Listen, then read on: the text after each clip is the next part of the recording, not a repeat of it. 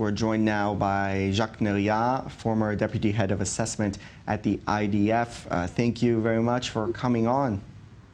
Good morning. So what can you tell us about the IDF strikes last night? The IDF saying it struck many houses belonging to Hamas commanders and also more tunnel infrastructure. Well, you know, the IDF has been conducting this campaign according to a very conducted plan and serious plan that has been planned I would say even years ago. And right now it's implementing stage after stage. And after having struck the metro, struck the infrastructure, we are now moving forward to hit specific targets.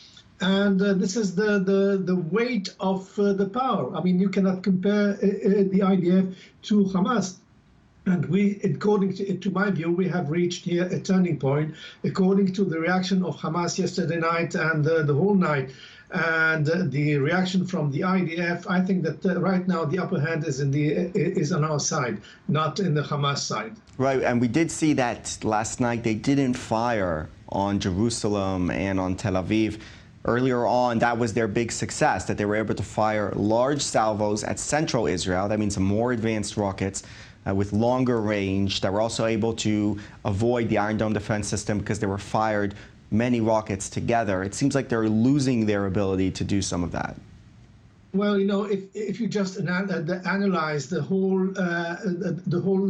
war with Hamas, you see that all the efforts that Hamas has done to overcome the Israeli defense have failed.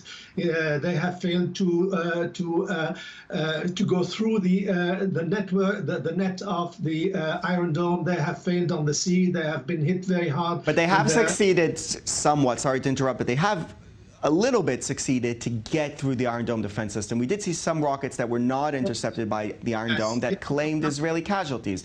That is something of a success on their part, with their goals, of course, to harm the civilians.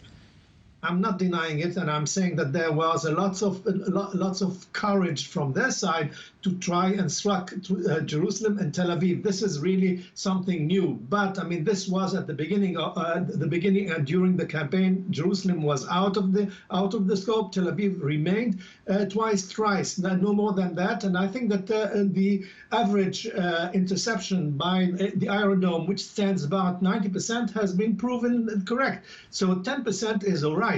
This you cannot close the whole sky hermetically. So I mean, trying to penetrate it, and then if you judge by the quantity, they have fired almost 3,000 missiles. And what have they achieved? Have they tried to convince Israel to change its position, to leave Jerusalem, to leave Sheikh Jarrah? Nothing of the sort. On the other hand, look what's happened. What happened in Gaza? The destruction, and destruction. I mean, they will wake up at the next morning and say to themselves, "Why did we do that?" I mean, the Zionist guy has gone crazy. This is exactly what they will be assessing. You're saying that destruction. We saw some of that also on the images there. And there's also been quite a bit of casualties, civilian casualties. Of course, we've seen that in every exchange between Israel and the Gaza Strip. Is that also something that maybe, like, how does that play out? Because Hamas can claim to a certain extent, can claim international sympathy. They've lost civilians there in Gaza as well.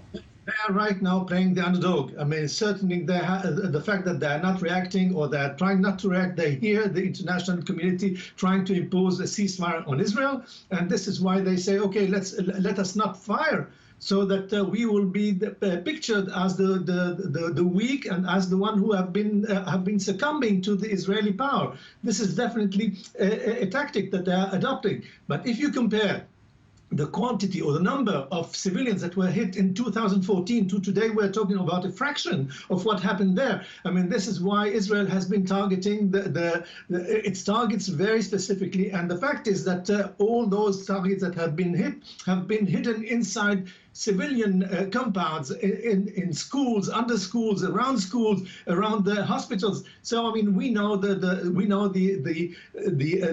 way Hamas works, and definitely it wants to create a situation where Israel will hit a civilian target, where it will have lots of casualties, and this will, of course, be a major major development against Israel. For sure.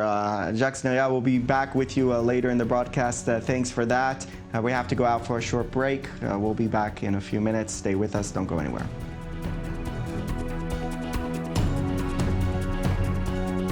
What's going on in some of the surrounding countries? Jacques, what do you make of the reactions? Yeah, let us not forget that Hamas was considered by Egypt a terrorist organization. They tried to storm Egyptian prisons in order to free some Muslim brothers. Do not forget that Hamas is part and parcel of the Muslim brothers, and I think this is the biggest enemy of most of the moderate regimes in the Arab world. What is interesting is that the reaction of Emiratis and also Saudis, who are criticizing Hamas and saying, Hamas, you took your own decision to fight Israel. Why are you now trying to ask us to give you money for your war effort? I think there's also rumors that have been circulating in the Arab world, according to which Emirati planes from Greece, now F-16s, have been shelling Gaza. So this situation is certainly splitting the Arab world, where Hamas is with the jihad, Islamic Jihad, are identified with Hezbollah and Iran, whereas the Arab world is looking at the situation and behind the scenes and behind the corridors encourages Israel to finish the job. And which of these competing sort of narratives you think is winning in the Arab world? Where is it trending now and in the near future? Well, you can see that there's a very big gap between the leaders and the population. The population has been agitated by Hamas operatives and by Iran on the one hand, and the leaders who are much more, I would say, restrained. Pragmatic as well. Sorry? Pragmatic as well, it would seem. They're thinking pragmatic, how they can... Look, Hamas is the enemy of Saudi Arabia. It has a pact with the Houthis and with Iran. So why should the Saudis back the Hamas? The same goes with the Emiratis and Bahrain and all the Gulf states. Egypt remembers very well that Hamas has been the one that has stormed the prisons and tried and killed Egyptian soldiers. So there's nothing new in that position, and the fact that they are not reacting, letting only the people, the street talk a little bit, but no more than that. What do you make also of the Jordanians? They're an important player. We saw some protests there on the border between Israel and Jordan. There were even 2 people who crossed the border with knives trying to carry out an attack against Israel. Jordan has also been quite silent.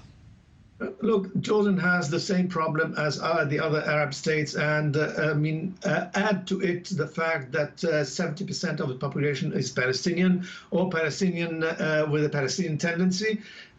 Don't forget that only a few weeks ago there was an attempt to overthrow the king, and I think that basically because of his bad handling of the situation, domestic situation.